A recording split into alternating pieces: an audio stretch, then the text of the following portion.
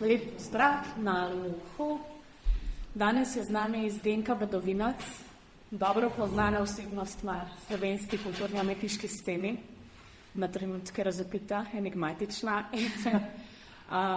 Dolga leta neločljivo povezana s pojmom moderne galerije v Ljubljani, sicer pa kuratorka, umetnostna zgodovinarka, avtorica in na različne načine. Danes bo z nami govorila ne o svoji zadnji aktualni funkciji predsednice Prešernovega sklada, ampak o zadnji kuratorski vlogi razstave v Kunsthaus v Grazu.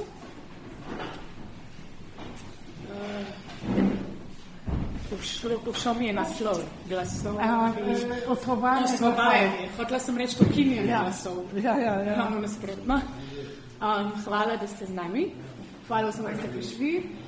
Hvala profesor Stančič, ki vas je lani povabila na našo odprto akademijo.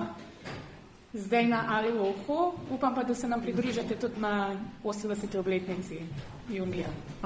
Na novi odprti akademiji TCD. Zdaj vam pa predajam. Hvala za predstavitev, hvala akademiji, hvala Zori Stančič za povabilo. Res sem vesela, da lahko mislim, da je to prvič v mojem življenju, da predavam na akademiji, tako da upam, da se bo to še ponovilo. Super mi se zdi pomembno deliti znanje z študenti, sploh pa z mladimi umetniki, tako da upam, da vam bo to, o čem bom govorila, tudi inspirativno, da bo, ne vem, se bomo na koncu malo, upam, tudi pogovorili, ampak jaz bom predstavila to razstavo, ki je še trenutno v Grazu, Freeing the Voices, ki pa bo tam do konca avgusta, tako da če se bo komu zdelo zanimivo, se gre ta razstava seveda lahko pogledati. Jaz sem dobila povabilo v Kunsthaus tako, kot se reče, carte blanche, ne? Lahko sem si izmislila, kar sem si hotela. Imela sem pa že dolgo željo, da naredim eno razstavo, ki bi bila neke vrste nadaljevanje razstave, ki sem jaz naredila leta 1998 v Moderni galeriji Body and the East, in to je bila takrat prva razstava vzhodnoevropske umetnosti in še danes precej referenčna razstava. Ampak nekako nisem našla prave ideje, kako bi se tega lotila, nekako se mi je zdelo brez veze, da spet delam nekaj z body artom. No in potem po pandemiji se mi je pa nekako zazdelo, da je glas tisti, ki je na nek način, težko rečem, nadomestil body, ampak nekako stopil v neko relacijo, ki se je jaz prej bolj pripisovala body artu, recimo. Ne? Ta Body and the East je seveda bil posvečen pregledu performansa body arta v vzhodni Evropi. Jaz sem to nadaljevala pol še čez 2 leti, leta 2000 sem naredila zbirko 2000 plus za Moderno galerijo, ki je bila posvečena predvsem tem postkonceptualnim oziroma povojnim avantgardam v vzhodni Evropi. Zdi se mi pomembno, da omenim to mojo zgodovino profesionalno, ki se mi zdi, da daje en zanimiv odgovor, partikularen odgovor na vprašanje, zakaj glas. Ne? Skratka, meni se je zdelo, da je prva razstava o vzhodni Evropi, da mora biti povezana z realnim časom. Ne? In jaz sem takrat body art razumela skozi njegovo reprezentančno vlogo in tudi reprezentančno vlogo ne samo kar se tiče umetnosti, ampak tudi geopolitike. Ne? In zdelo se mi je pomembno, skratka, da je to performance, da je nekaj, kar je zavezano sprotni izkušnji. Se pravi, da je ta realni čas orodje, ki akumulira to izkušnjo sproti, če lahko temu tako rečem. Ne? To je zdaj seveda zanimivo vprašanje, ki se zasluži še eno razstavo, verjetno ta relacija body in glas.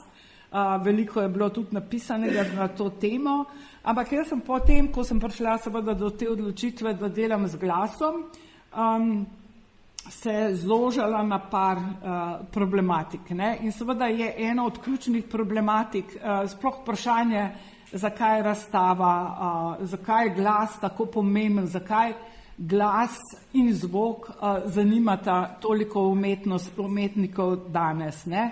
Kot rečeno, jaz nisem šla v široko pojmovanje zvoka, ampak bolj na človeški glas, čeprav se ta post-human aspekt tudi pojavi v razstavi, ampak ni toliko poudarjen. Glede na to, da sem izhajala pač iz tega nadaljevanja Body and the Eye, se mi je zdelo zanimivo raziskati prav ta človeški glas in ta glas kot orodje za uglaševanje. In mislim, da je uglaševanje ena ključnih potreb danes. Mislim, da živimo v svetu, ki je razglašen in ga je treba popraviti, treba ga je uglasiti.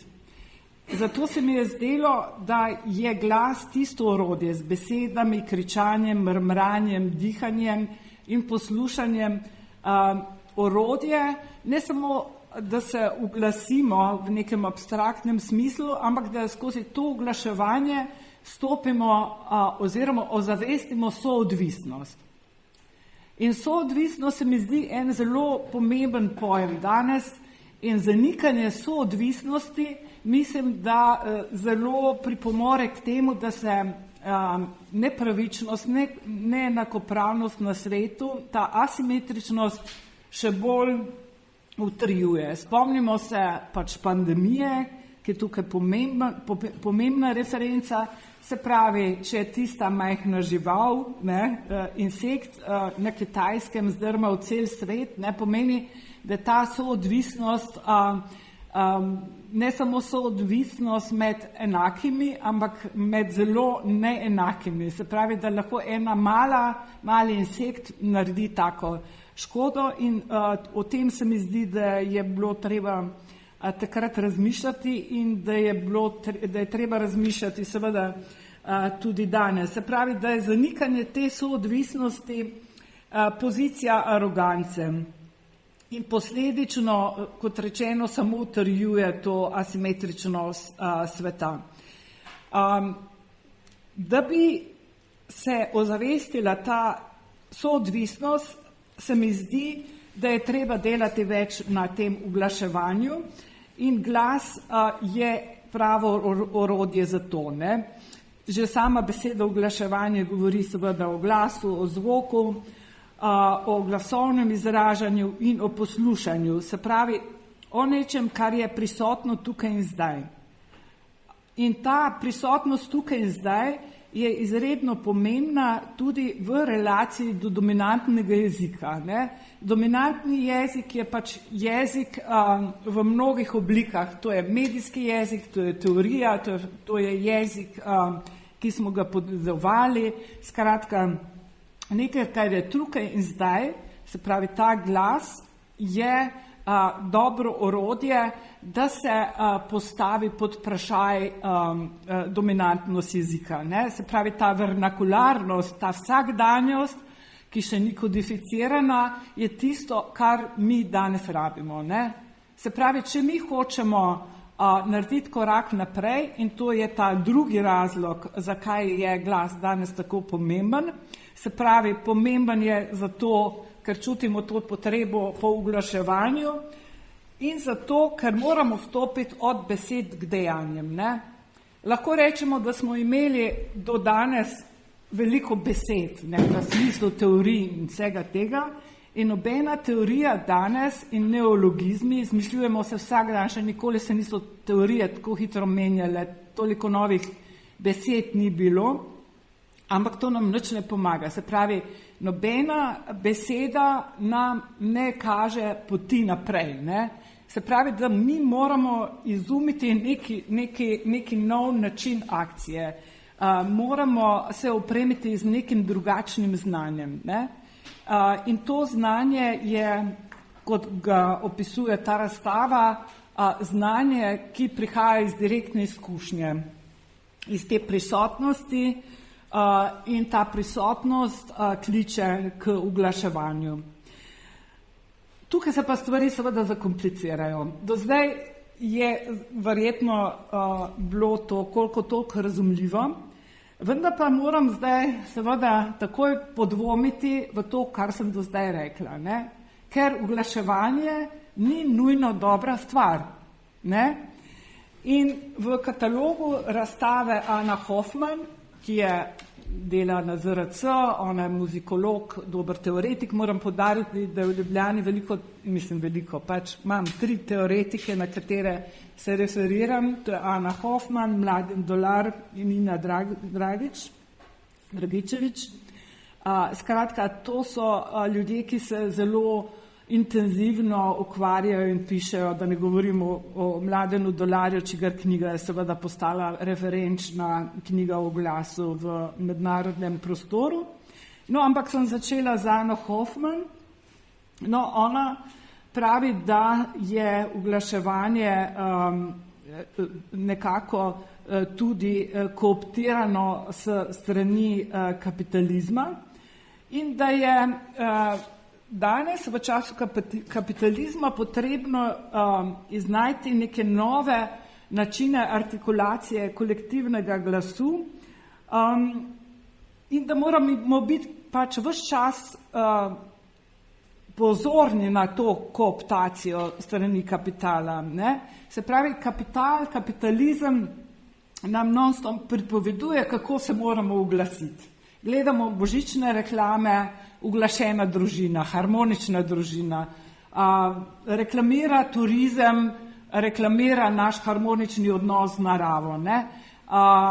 Govori o nekem ritmu, naravnem ritmu, hkrati je pa porušil kapitalizem ritem, 8-urni ritem. Ne? Mi danes ne delamo več 8 ur, priča smo prekarnemu delu, ki se stopnjuje. Ne? Se pravi, da se tudi delovni ritem, skozi 20. stoletje smo lahko govorili o ritmu mašin, o 8-urnemu ritmu. Danes to ne obstaja več. In ritem je tisto, seveda, kar je povezano z glasom in kar nam na nek način daje občutek gotovosti. Kajti pri ritmu pričakujemo naslednjo ponovitev. In ta ponovitev je nekaj, kar nam daje ta občutek gotovosti in občutek gotovosti je nekaj zelo pomembnega. In jaz v tej razstavi seveda govorim o ritmu tudi kot nekaj, kar je pomembno in kar je pozitivno, hkrati pa seveda ves čas problematiziram vse to, o čemer govorim. Ne? In to se mi zdi pomembno in že sam naslov razstave Osvoboditev glasov, se pravi, ta svoboda je nekaj, kar je skrajno problematičnega. Ne? Se pravi, kako se sploh mi osvobajamo. Ne? In že omenjen Mladen Dolar v tekstu za katalog, še ni izšel, govori o tem, kako novi populistični voditelji svoje privržence spodbujajo in podžigajo, naj kričijo. Izražajo svojo bolečino in razočaranje, naj ponudijo svoj glas, se pravi, naj participirajo v politiki, dajo svoj glas, ne, ki ni bil slišan, nagovarjajo te kao odrinjene na margino. Ne. Se pravi, to je pač pogoj, v katerem živimo, kapitalizem, ki ga imajo današnji populisti, ki vidimo, da se množijo in postajajo vse bolj radikalni. Oni imajo v rokah tudi seveda kapital, tehnologijo in medije in to je tista še najbolj nevarna stvar in se igrajo tudi z našimi identitetami. Ne? In zdaj te identitete se spreminjajo v digitalne kode. Se pravi, da je tisto, kar mi mislimo, da smo že na neki način abstrahirano. Postalo je algoritem, koda in v skladu s tem se mi če kritično razmišljamo, zavedamo oziroma imamo vse močnejšo potrebo po naši fizični prisotnosti. Se pravi, mi ne znamo brez GPS-a niti več hoditi po mestu. Ne? Se pravi, mi smo se včasih znali fizično orientirati, zdaj rabimo pomagalo. Tako kot rabimo pomagala, proteze, ves čas v našem vsakodnevnem življenju. Ne? In zdaj ta prisotnost, ta fizična prisotnost, sem že omenila sem že, da je glas, odločitev, da delam z glasom, prav v tej potrebi, da ozavestimo našo prisotnost tukaj, zdaj ta realni čas in da se na nek način tudi upremo tej otujenosti skozi tehnologijo, politiko, otujenost, ki prihaja pač iz raznih stvari. Ampak spet, ko govorim o prisotnosti, tako kot ko govorim o oglašenosti, naidem na problem. Ne? Mi o prisotnosti ne moremo govoriti o nečem, kar je absolutno. Ne obstaja popolna prisotnost, ne obstaja absolutni sedanji čas, ne obstaja njegova absolutna lokacija. In tukaj sem zdaj pri umetniških delih, recimo pri umetniških delih, ki so time-based, ne, se pravi, pač obstaja ta termin time-based art, to je performance, video, vse, kar se nekako odvija v času in danes mislim, da je tega zelo veliko. Ravno, eno je ta iluzija, da se lahko na ta način lahko upremo trgu, kapitalu. Drugi razlog pa je v tem, da se s tem lahko ojača ta naš občutek prisotnosti. In takrat, ko sem delala razstavo Body and the East, to je že dolgo nazaj, leto 1998, sem se ukvarjala ravno s tem problemom. To je zanimivo, ne?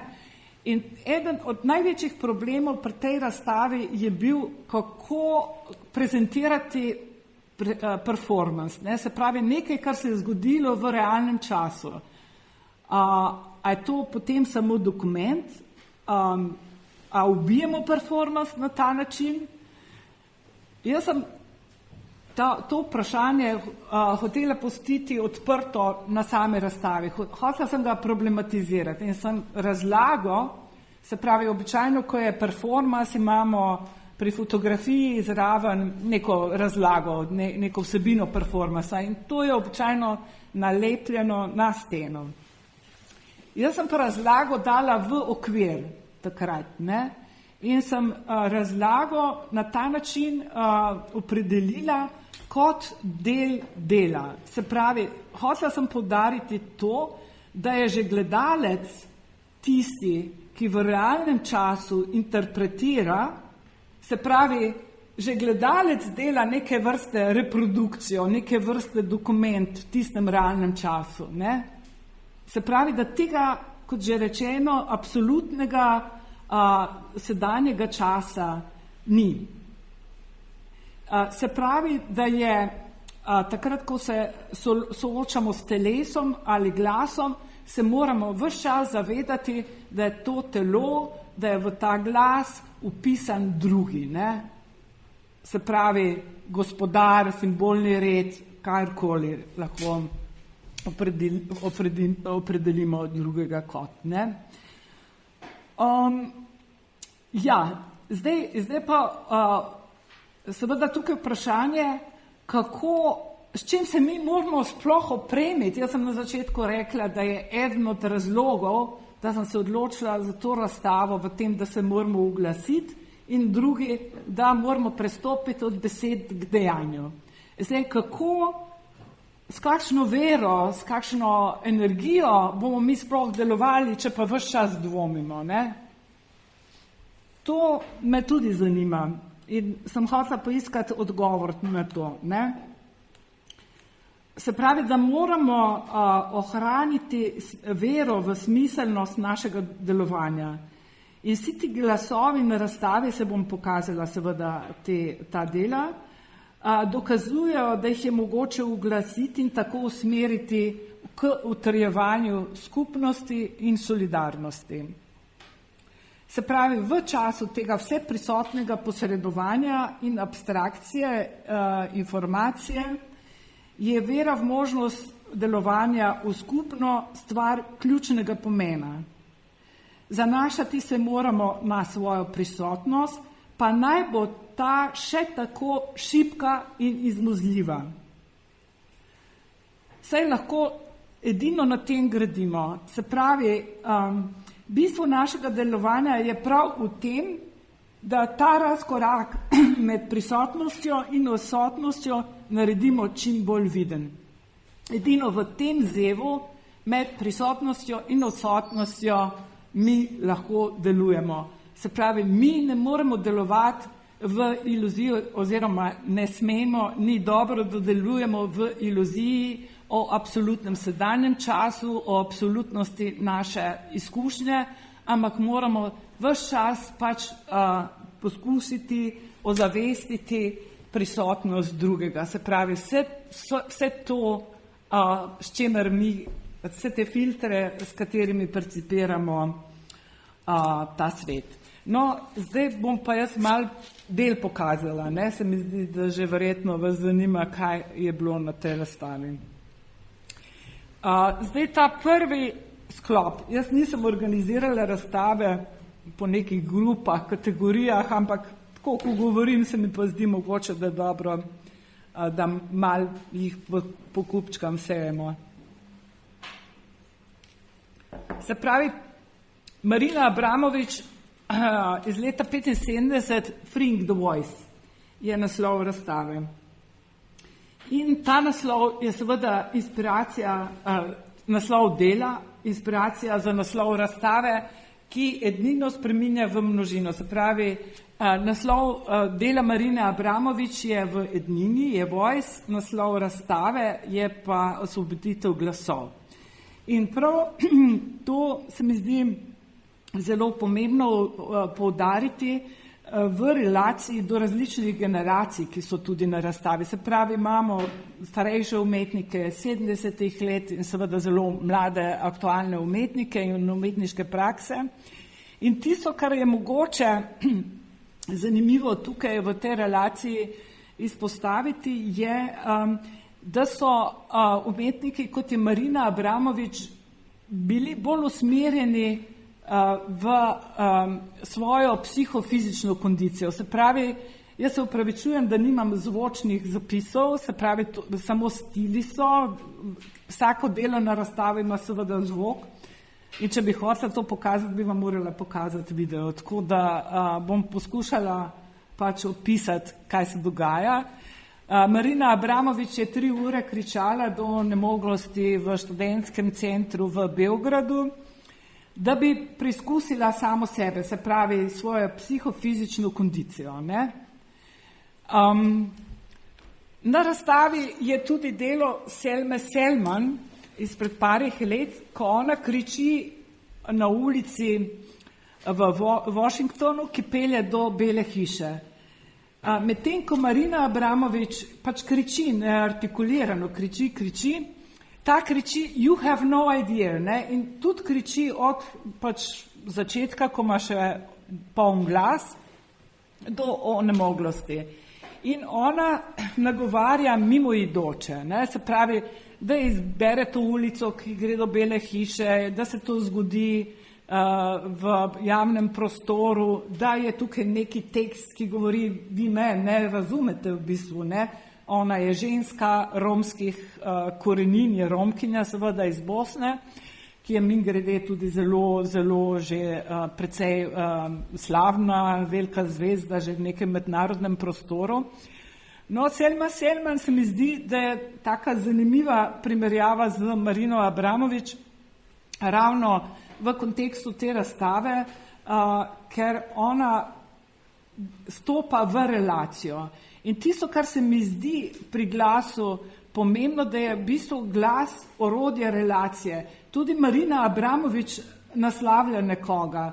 Ona naslavlja publiko. Jaz mislim, da ona, vprašanje, če bi kričala, če ne bi bilo tam publike. Se pravi, da je publika tista, ki jo na nek način nehote posredno pritiska, da ona ta performance izvede do konca. Se pravi, da je vedno, ko govorimo o glasu, ne glede na to, koliko je artikuliran, da gre vedno za neko komunikacijo. Ne? In komunikacija je vedno med ljudmi. Ne? Se pravi, da gre vedno za te relacije.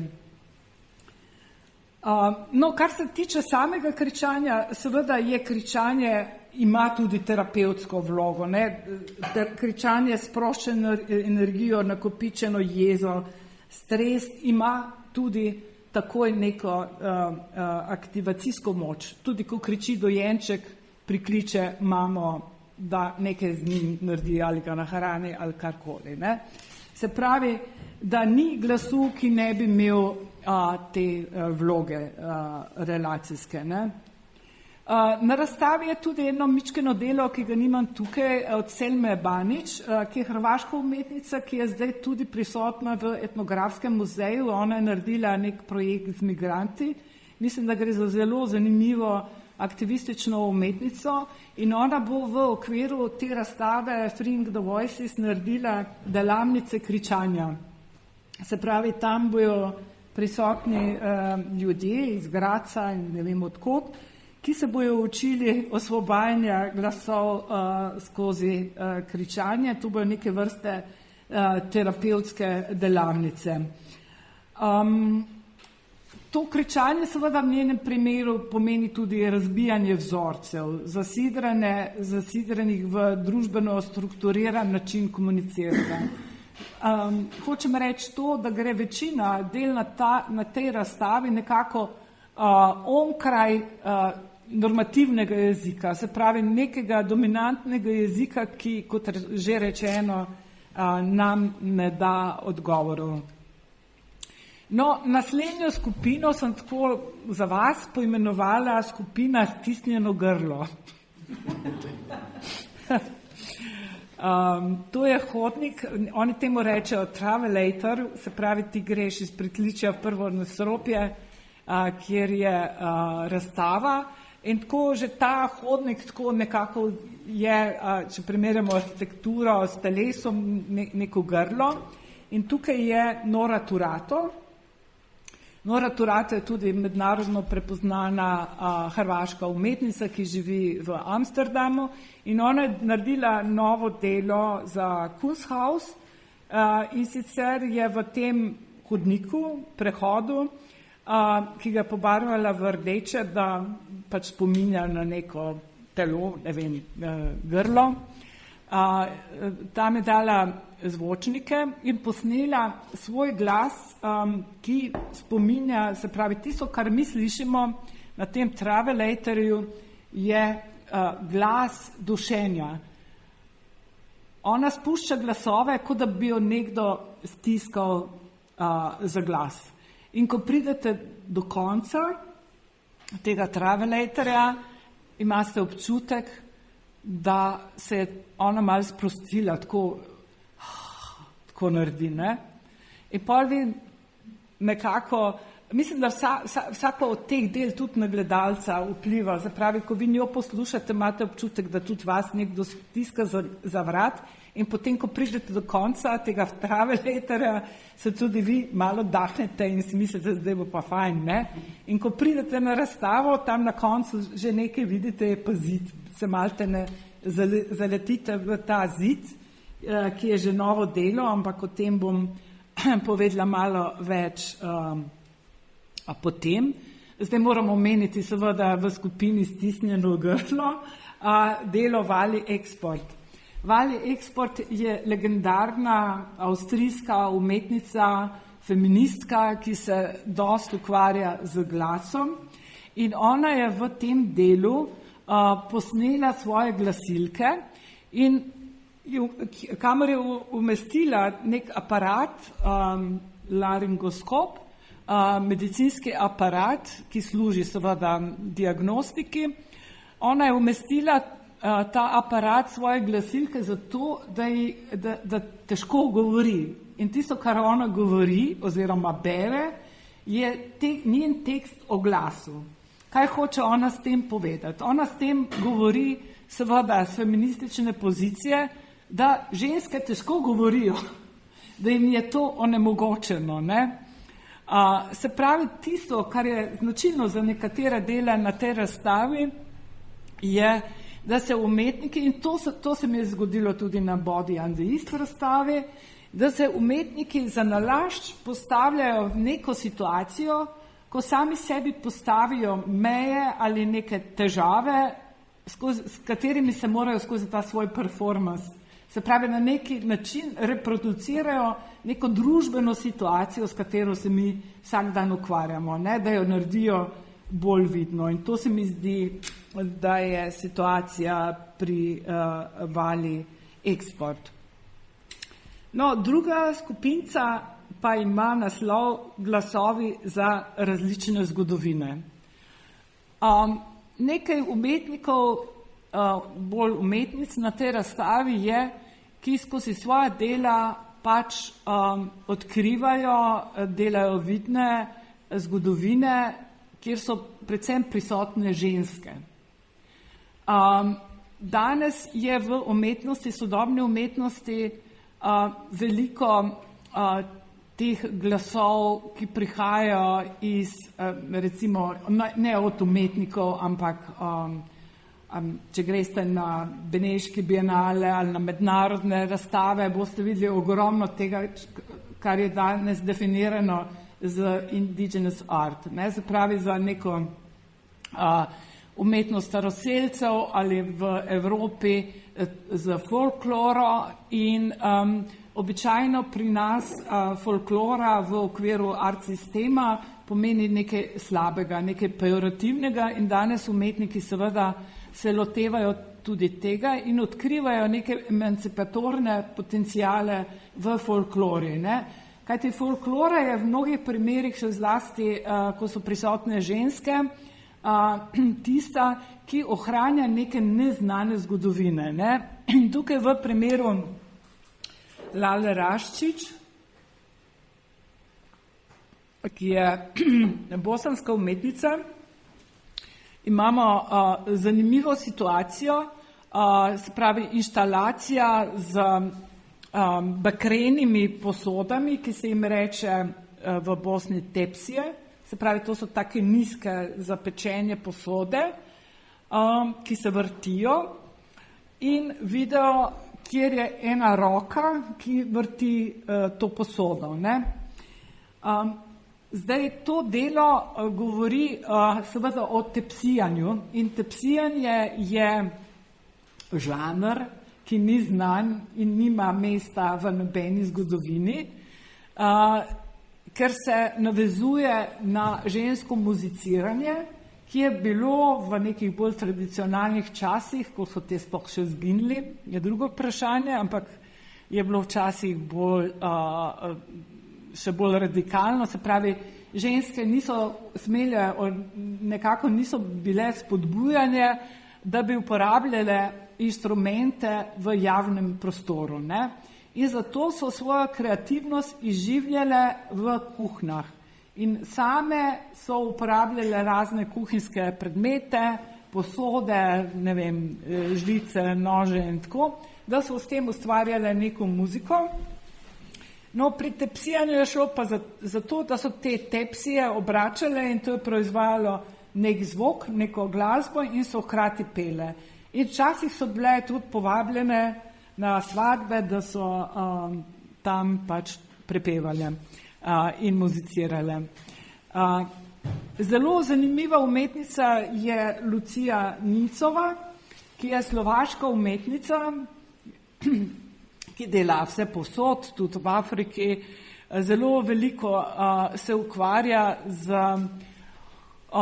tradicionalnim petjem v Zakarpatju, v ukrajinskem delu Karpatov. In naredila je veliko raziskav, redno potuje tam, se srečuje v ruralnem delu, seveda na vaseh, z temi preprostimi ljudmi. In med drugim je naredila tudi ta video, ki je predstavljen na razstavi, kjer ženske, pa tudi moški, prepevajo ene take čudne pesmi, ki so malo grobe, govorijo o nasilju, o seksu, o vsakdanjem življenju, skratka o stvarih, o katerih mi ne zvemo drugje, ne? In zato sem jaz to nekako umestila v to kategorijo drugačnega zgodovinjenja. No, omenila sem že tisti zid, v katerega se zvadanete, ko pridete po tem travelatorju v razstavni prostor, in to je zid, ki ga je naredila Irena Tomažin, slovenska umetnica, ki se seveda njeno glavno orodje je glas, in ona je za to razstavo naredila performance, pa tudi inštalacijo, in sicer zid z 3 odprtinami. Gledalec, obiskovalec pride k zidu in posluša, ne, ker ta zid je ozvočen, Whispering Wall je naslov dela. V eni od 3 odprtin se sliši petje, se pravi, ona prepeva balkanske pesmi na nek svoj način, v drugi odprtini so zvoki telesa, se pravi, nekaj neartikuliranega se dogaja s telesom, v 3. odprtini pa glas, cenzuriran vemo, da je, ker se zgodi, ko pride do kakšne besede, tisto bip, bip, ne? Se pravi, glas bere listo cenzuriranih glasov v aktualni Evropi. Mi vemo, v Sloveniji temu ni tako, ampak v Nemčiji, v Avstriji, vse bolj tudi seveda v Ameriki, so glasovi, ki recimo solidirajo z Palestino, cenzuriranim umetnikom odpovedujejo razstave, nekaterim izgubljajo službe, cenzurirane so javne objave in obstaja arhiv teh cenzuriranih glasov. Sama in seveda ta glas bere to. Se pravi, Irena Tomažin osvobaja v tem zidu te tradicionalne glasove in aktualne glasove iz Evrope. Zakaj je ona tukaj v tem oddelku zgodovin? Zato, ker se ta zid referira na eno pesnitev, oziroma teh pesnitev je bilo v starih časih na Balkanu veliko, pesnitev o gradnji mosta na Uni recimo, in večkrat je tako, da v teh narodnih pesnitvah, ki so jih guslari so ti narativni pevci, ki so te zgodovine pač prenašali iz roda v rod s tem, da so pač peli te zadeve. No, ta ep gre tako, se pravi, da zato, da bi ta gradbena dela mostu ali kakšne trdnjave gladko stekla naprej, je bilo potrebno nekoga žrtvovati. In največkrat je bil to otrok ali ženska, ne? In v tem primeru je to ženska, ki je še dojila, in so jo živo zazidali in pustili odprtino za prsa, da so jo vsak dan lahko prinesli dojenčka. In zato so te odprtine seveda tukaj kot referenca. Pomembno je to z današnjega vidika zato, ker je recimo Goethe, ki ko je slišal o teh pesmih, rekel, da je pa to nekaj zelo barbarskega, da so te pesmi zelo barbarske, ne? Krati pa vidimo, da nas ta zid spominja na aktualne zidove v Evropi, na zid med Izraelom in Palestino. Se pravi, da je ta barbarizem tisto, v bistvu, kar zahodna Evropa počenja, da ni nekaj, kar bi bilo inherentno Balkanu ali Palestincem, ampak zelo razvit, kultiviran svet je ravno tako barbarski, kot so recimo po Goethejevem mnenju barbarske te pesmi, ne? No, in potem naprej, Zora, kako smo času, vse še? Ti me kar ustavi, veš? Zdaj imamo pa tukaj oddelek med šamani in tehnologijo. Saudat Ismailova, ona je tudi zelo znana umetnica, ki je bila iz centralne Azije, ona se ukvarja z izročilom centralne Azije, s folkloro, z miti, z ezoteriko. Skratka, dela fantastične videe, bila je na dokumenti, ima velike razstave po celem svetu že. No, na tej razstavi je razstavila pač neko blazino, tradicionalno, na katero je projicirana neka šamanska molitev v 3 jezikih in obiskovalec se lahko vleže na to blazino in na njega je projiciran ta tekst. Ne. Se pravi, ona povabi pač gledalca, da se nekako relaksira in en aspekt glasu je tudi ta healing. Ne. Se pravi, da je njen namen seveda, da se nekako obrne k tem tradicionalnim znanjem tudi zato, da bi ljudje si nekako pomagali, ne, da bi se nekako sprostili, ozdravili. Ampak jaz pač kot kurator vedno omenjam, da je že kontekst razstave tak, ki nam ne dovoljuje, da zdrsnemo v ta predmoderna znanja. Ne. Že samo dejstvo, da je ta tekst projiciran z neko sodobno tehnologijo in da je to namenjeno obiskovalcu sodobne razstave, seveda takoj upelje to distanco do nekega eksplicitno predmodernega. In kot sem že rekla, se današnja umetnost zelo spogleduje s tem predmodernim, z indigeneity, z folkloro. In pri teh zadevah je treba biti ves čas pozoren. Se mi zdi, da tukaj obstaja, da so to zelo tenka tla, da lahko človek res prestopi v egzotiko. In ta distanca, mislim, da je zelo pomembno o teh stvareh govoriti, da je treba iskati te predmoderne reference, da je pa hkrati pomembno ves čas aktualizirati kontekst, v katerem je to narejeno.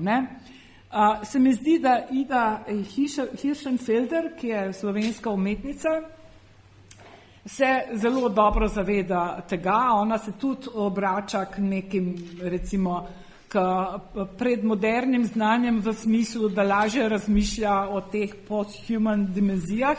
Tukaj konkretno je naredila delo, 2 taka krasna obroča, in ki vabita obiskovalca, da stopi not. Se pravi, stopi v ta krog in začuti neke vibracije in zraven je neki zvočnik, ki oddaja zvok, kot ga srečamo na magnetni rezonanci, kjer se tako in tako prevajajo signali iz akustičnih v vizualne, se pravi, mi pač tam, ko se gremo slikati, se te signali, ti jeziki, če lahko tako rečem, prevajajo en drugega. In tisto, kar je pomembno pri Idi omeniti, je, da se zvok posluša s celim telesom. Se pravi, da tukaj ni pomembno uho, ne, in to se bo še ponovilo pri katerih umetnikih, ampak poslušamo skozi vibriranje. In Ida pravi, da recimo v kozmosu mi ne slišimo,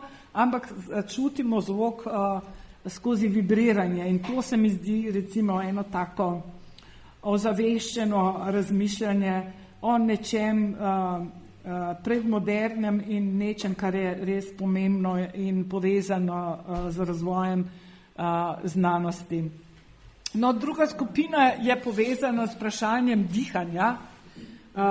Dihanje je nekaj, brez česar ni glasu. Se pravi, da je dihanje eden ključnih aspektov glasu. Ne samo zato, ker sploh omogoča glas, omogoča funkcioniranje telesa, dogaja se v ritmu, se pravi, vsak vdih napoveduje izdih in nas v tem smislu pomirja. No, ampak dihanje je nekaj, kar je danes omogočeno tudi s pomočjo aparatov. Ne? Se pravi, da ni eksplicitno naravna funkcija to več. Mihael Karikis, ki je grški umetnik, živi v Angliji, on se veliko ukvarja s poslušanjem in dela in z glasom. V tem delu Sea Women se ukvarja z starejšimi ženskami na enem južnopacifičnem otoku, ki sodi k Južni Koreji. No, tam v glavnem vsa ekonomija zavisi od starejših žensk, ki se potapljajo, iščejo bisere in seveda morsko hrano. Potapljajo se pa brez bomb. Ne? Se pravi, da one obvladajo neko tradicionalno tehniko, ko grejo lahko zelo globoko pod morje, ne da bi uporabljali kisikove bombe. Ne? In vsakič, ko se potopijo, ena se potopi, druga zažvižga, tako da nekako naznani. In se pravi, te žvižgi, zvoki narave, njihova dejavnost, tudi druga dejavnost, ustvarja neki soundscape, ne? Se pravi, neko zvočno pokrajino, ki bo verjetno takrat, ko bojo te, ker gre za starejše ženske, prekinile to ekonomijo, takrat bo verjetno nastopila tudi neka kriza, se bo tudi ta soundscape spremenil. In prav ta soundscape je nekaj, kar je pomembno, se pravi ta okolje, ta naša potopljenost, zelo popularen termin v sodobni umetnosti je immersive art, se pravi, da gre tukaj, ko govorimo o teh okoljih, zvočnih okoljih, za našo potopljenost, in to potegne za sabo seveda drugačne razmišljanja o naših aktivnosti, o umetnosti in tako naprej. Tukaj je delo Belinde Kaminski, ki je, kako se temu reče, črnka, to se lahko še tako reče? Drugače temnopolta. Živi na Dunaju, je Avstrijka, ampak se ukvarja veliko z tem vprašanjem, kako se že rekla, temnopolte communities. Ne? In tukaj je napis na razstavi A Multitude of Black Persons Gathered a Briefing. Se pravi, da ona je naredila tudi neke performance, neke video inštalacije, kjer vidite pač te temnopolte, ki dihajo in pihajo v neke barvaste balone. Ne? Kar hoče ona s tem povedati, je ozaveščanje tega skupnega dihanja v smislu ojačanja te črnske community in pač možnosti neke aktivnosti, ki bi vodila k tem osvobajanju glasov naprej. Ne? Zdaj omenila sem že seveda to povezanost telesa in glasu. Brandon Labelle je zelo znan umetnik, dela tudi listening bienale, se pravi bienale poslušanja, kjer on piše, velik teoretik o poslušanju je in je tukaj pač naredil neko delo o znakovnem jeziku, se pravi brazilski plesalci, gluhonemi uporabljajo ta znakovni jezik in s tem pač poudarja povezanost telesa in jezika. Druga skupina pa je skupina, ki jo poimenujem pesnjenje, se pravi, da je glas ni nujno tisto, kar je vokalno, se pravi, ni nujno nek zvok, ampak je lahko tudi nekaj vizualnega. In v tem smislu sem vključila tudi neke ljudi, ki se ukvarjajo z vizualno poezijo. Vizualna poezija, recimo, ko beremo vizualno poezijo, gre dostikrat za ritem, ne? In ko vidimo neke stvari, ki se ponavljajo, sama ponovitev, nas že nekako spodbuja, da mi mislimo glas, mi slišimo v možganih nekako, mi že slišimo ta glas. In tukaj, ne vem, koliko se vidi, je skupina Škart in Non-Practical Women.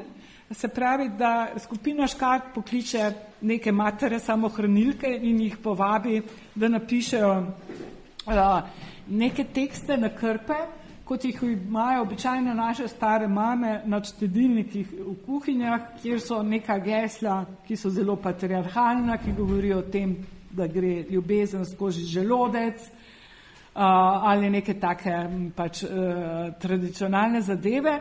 No, te ženske so pa povabljene, da govorijo da napišejo tekste o sodobni problematiki, o njihovem statusu, celo o znanosti, o kompjuterjih na njihov način in tako naprej.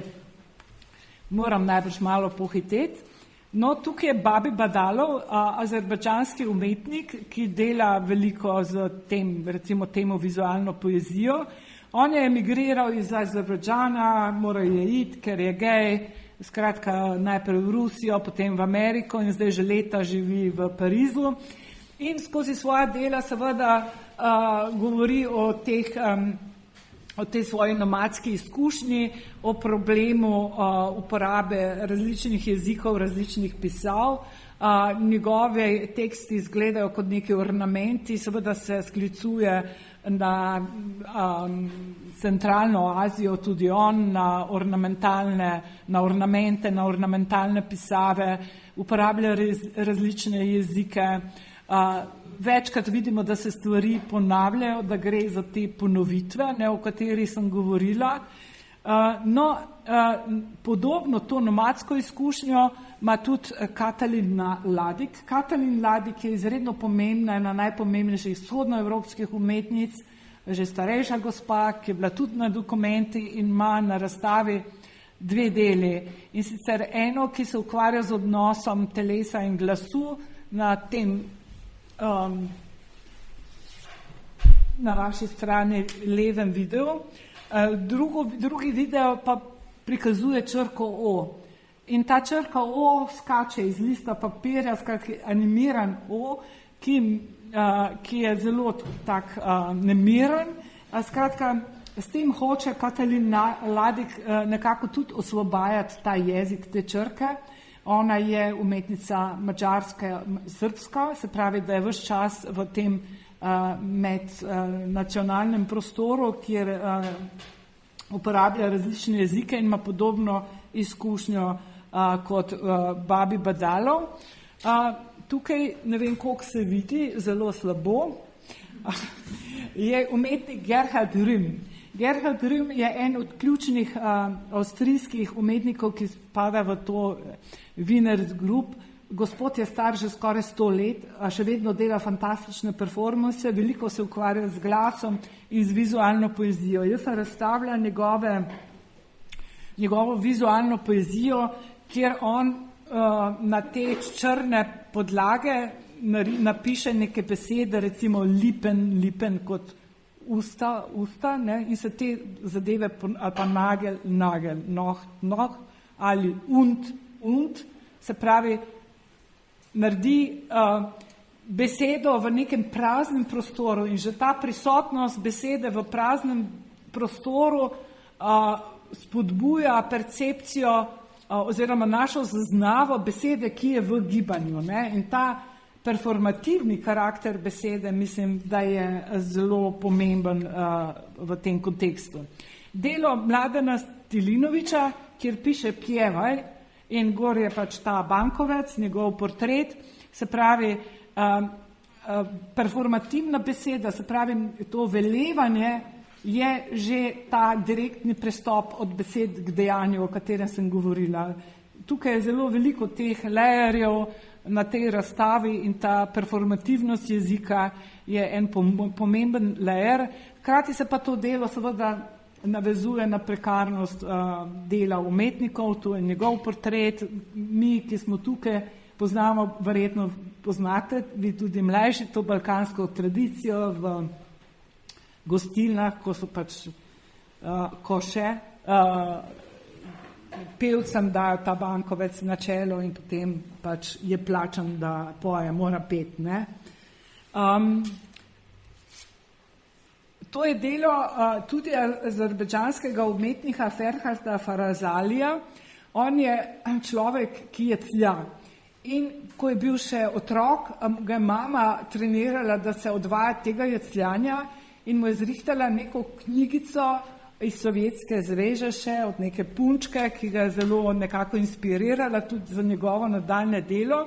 No in v tej inštalaciji on prepiše iz te beležnice te zloge, te črke, načine, kako mora izgovarjati in tudi na teh zvočnikih slišimo njegov glas, ko to izgovarja.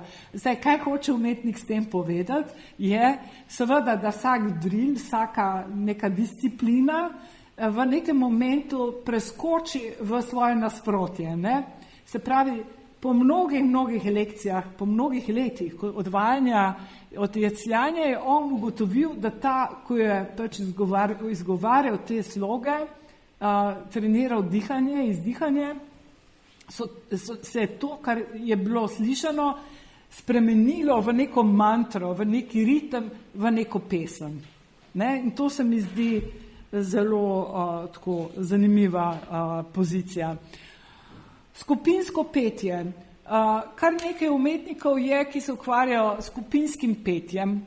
Skupinsko petje, recimo Nur Abed, je palestinska umetnica, ki v tej inštalaciji pač govori o tem, ta pesem, ki jo ta skupina poje, asociira na neke vojne pesmi, bojne pesmi.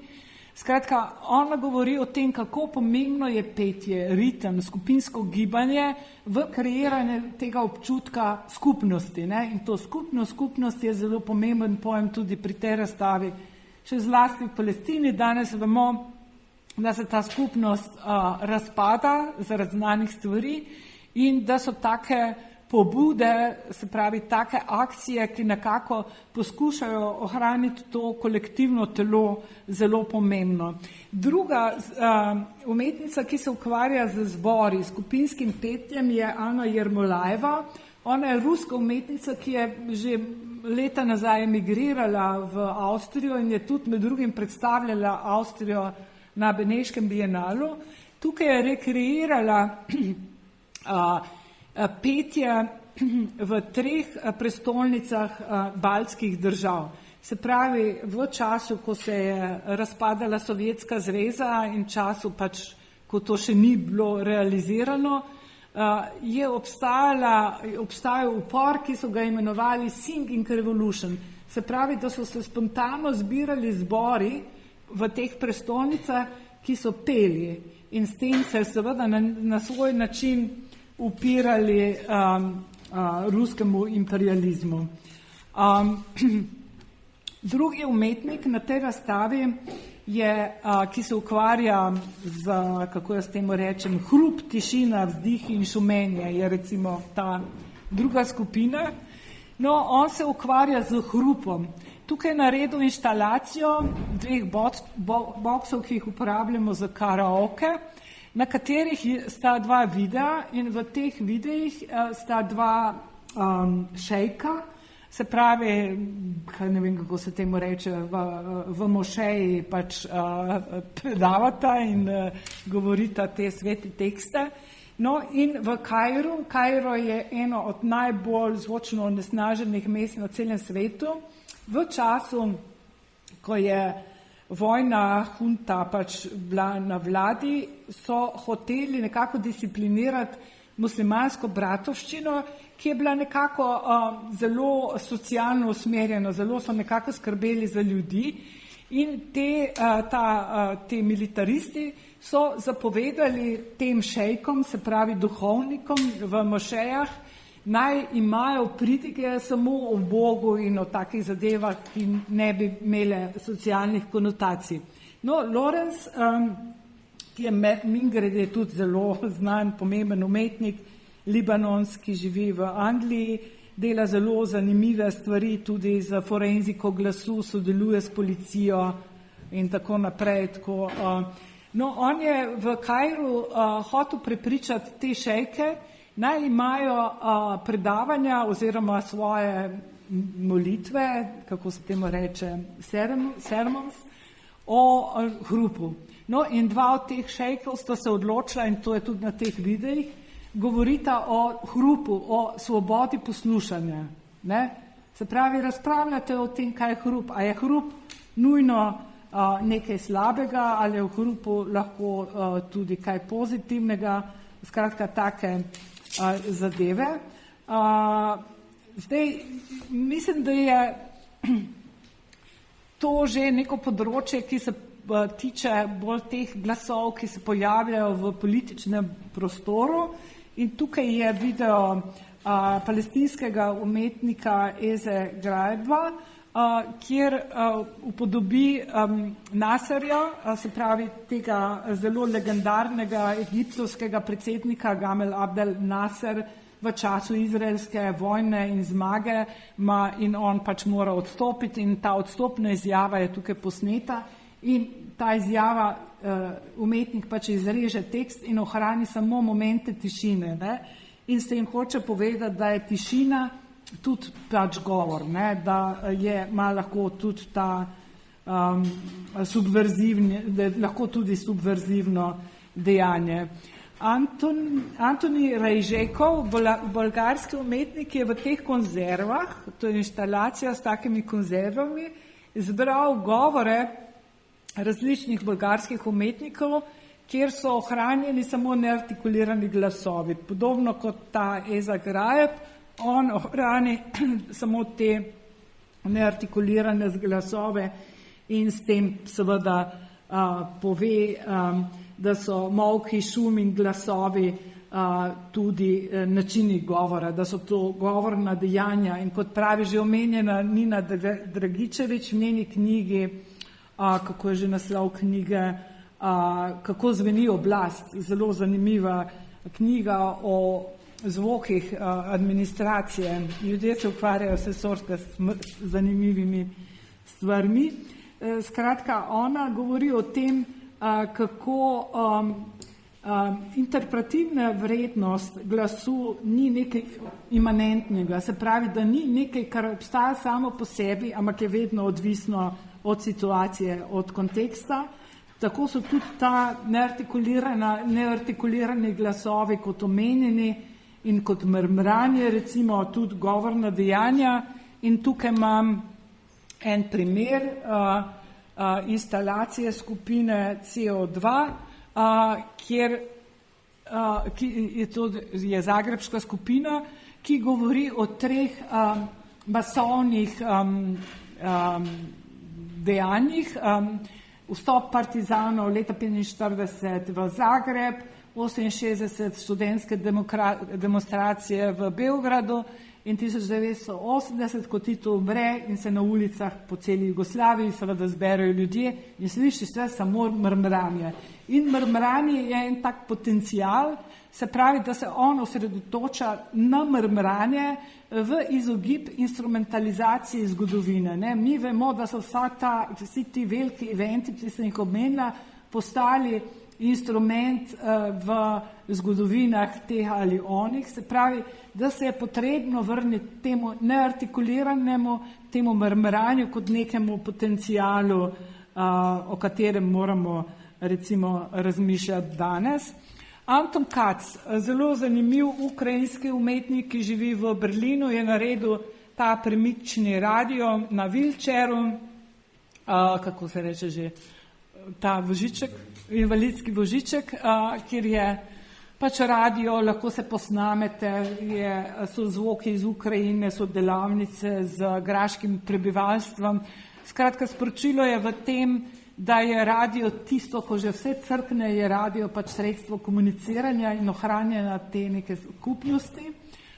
V vojni vemo, da pač radio tako funkcionira in da je ta pomožno sredstvo kot ta invalidski voziček, recimo. Ne? No, omenila sem že, da so tukaj prisotni tudi te non-human glasovi. Ta Vrhovec Sambolec, naš umetnik, je naredil inštalacijo za to projekcijo, ker je tekst in po tem tekstu šiba neka muha. In v vitrini so neke risbe, ki posnemajo pot te muhe. Se pravi, najprej on posname muho z telefonom in na osnovi tega videoposnetka naredi te risbe.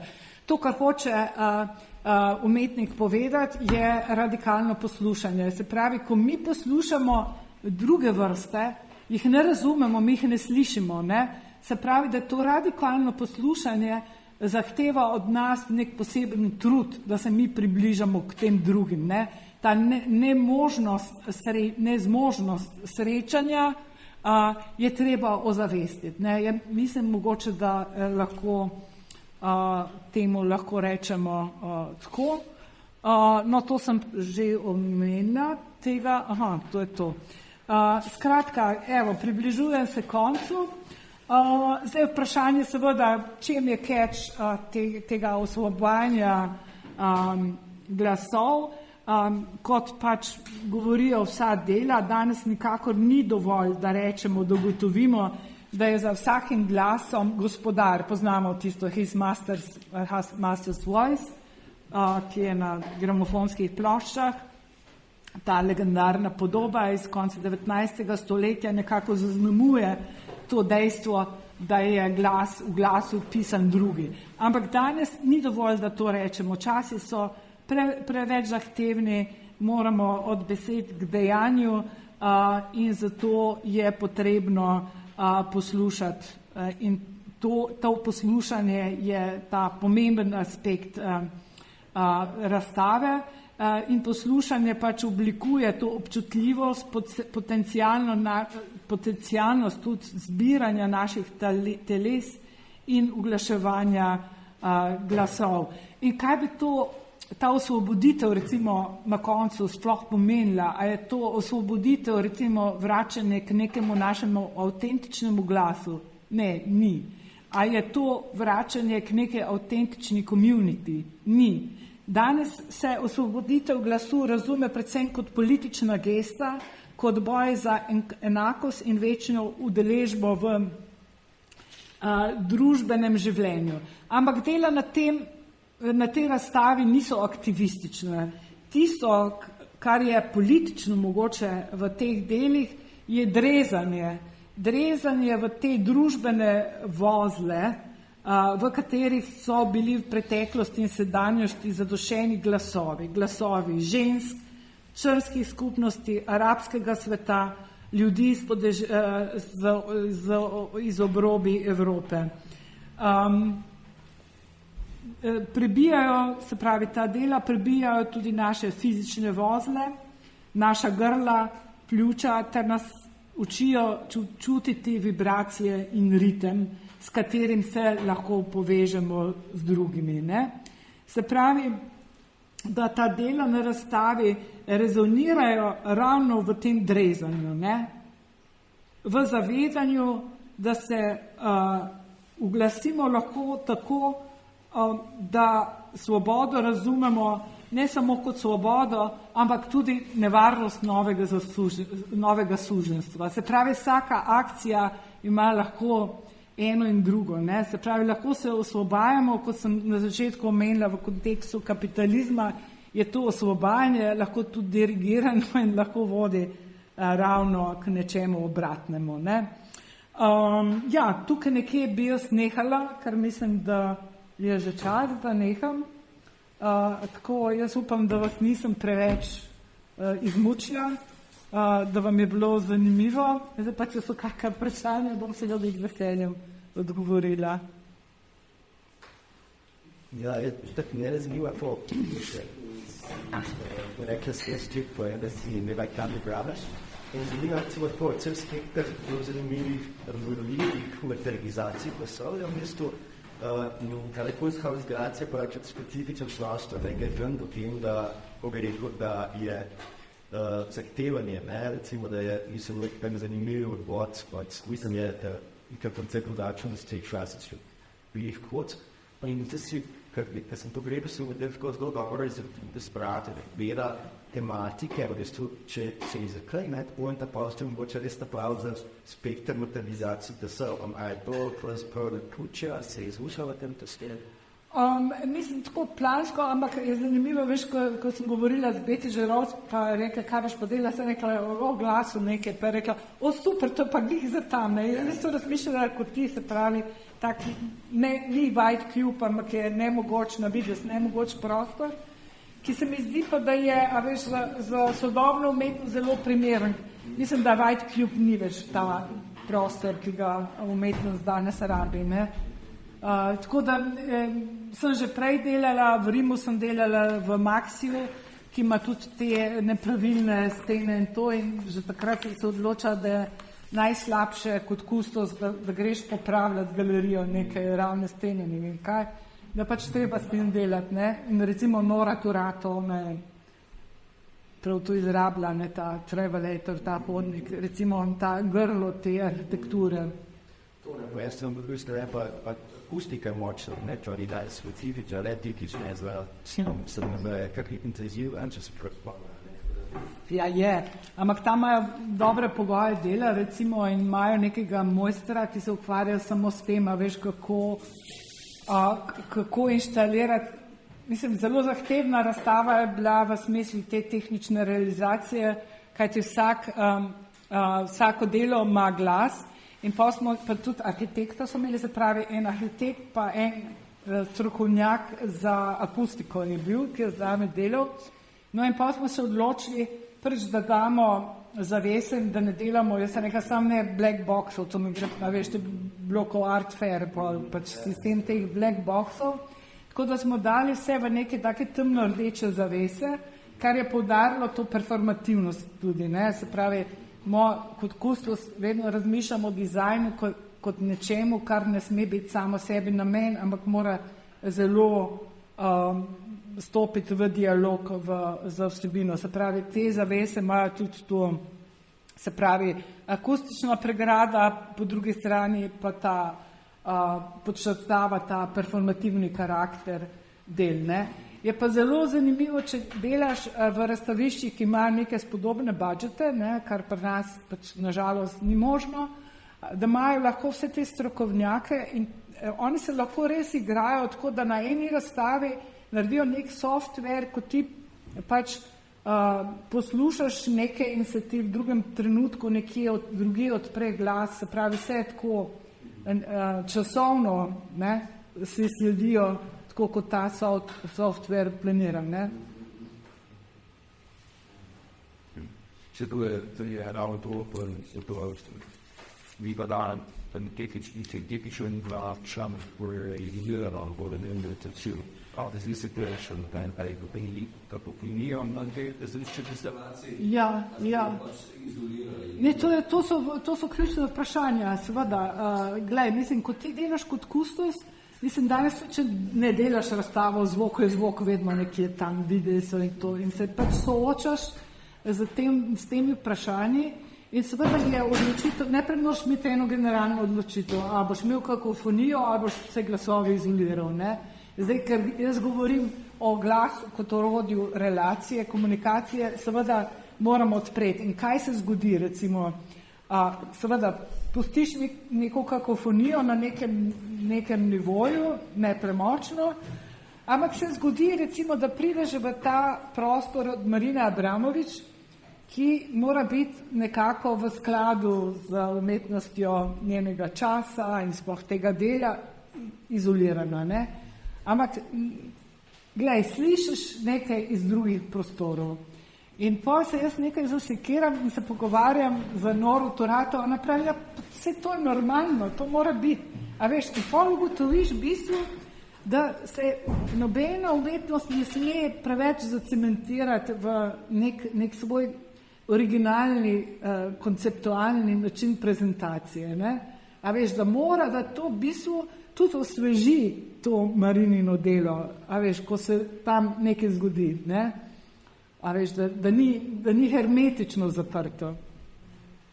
Nekatero delo so bila v slovenski komponenti, pa polusu, kaj to delo so pa autentično... Ja. Ja, v glavnem so instalacije, sound instalacije, video instalacije, neke pač te vizualne poezije, ne. Ja.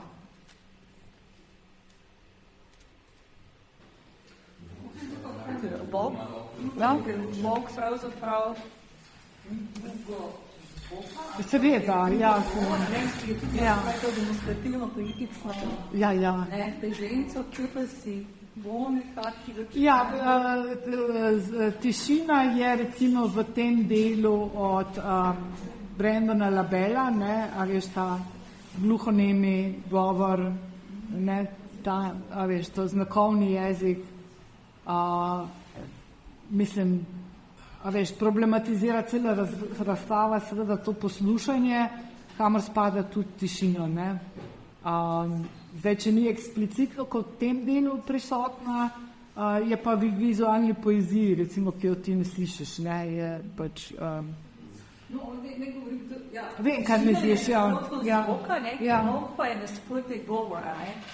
A veš, kaj hočem? Ne, oboje je govorno dejanje. To pa je. Ja, to je teza razstave, da je tudi tišina govorno dejanje, ne. Absolutno. Ja, takoj, seveda. Ja. A bomo končali tukaj, ne? Petek je, lep vikend.